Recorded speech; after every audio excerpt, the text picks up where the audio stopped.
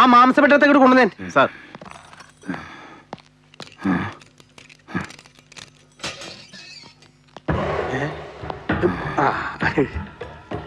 ദാ, 500 റുപ്യുണ്ട്. പുറത്തു പോയി 2 പരിപ്പടും ചായയും വാങ്ങിച്ചിട്ട് പോയി.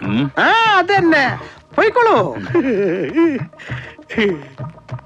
എന്റെ പൊന്നു സാറെ, വളരെ കഷ്ടപ്പെട്ട് ബുദ്ധിമുട്ടി പിടിച്ച് പെട്ടിയോട്ടയിൽ കൊണ്ടുവന്ന പ്രതിയാ. നാളെ കോടതിയിൽ ഹാജരാക്കേണ്ടതാ. അവൻ മുങ്ങിയ നമ്മുടെ തൊപ്പി തെറിക്കും. മുങ്ങോ? സാറിന്റെ പണി പോയത് തന്നെ. വാ. സസ്പെൻഷൻ.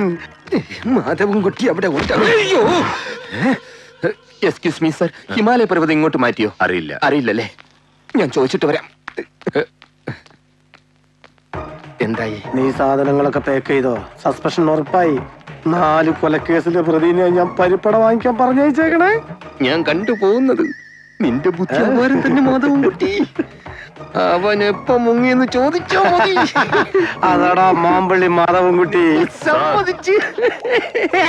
സാർ, പരിപ്പൂട കിട്ടിയില്ല സാർ, പഴംപൊരി കിട്ടിയിട്ടുണ്ട്. സാർ ഇവിടെ വെക്കട്ടെ. സാർ ബാക്കി കാശ്. സാർ ഞാൻ അകത്തോട്ട്. അയ്യോടി, പരമ കഷ്ടം.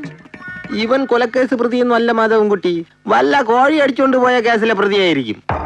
ഇനി ഒരൊറ്റ മാർഗേ ഉള്ളൂ. ആ പോത്ത് വഴിയിൽ നിന്ന് മേയുന്നുണ്ടാവും. അവനേതോ രാഷ്ട്രീയ പാർട്ടിയുടെ ആളെന്നല്ലേ പറഞ്ഞത്? അവന്റെ കൂമ്പ് നോക്കി നീ 2 താങ്ങ് താങ്ങിയാൽ നിനക്ക് സസ്പെൻഷൻ ഉറപ്പാ. ഇത് പോലീസ് ബുദ്ധിയല്ല, രമേശന്റെ ബുദ്ധിയാ. ഇവിടെ ഒരു ബഹളം. അതവനെ ലോകത്തിലേക്ക് തള്ളി കയറ്റണതാ. അയ്യാ, സാരമില്ല, വാഴയ്ക്കപ്പം എന്തൊരു ചൂട്.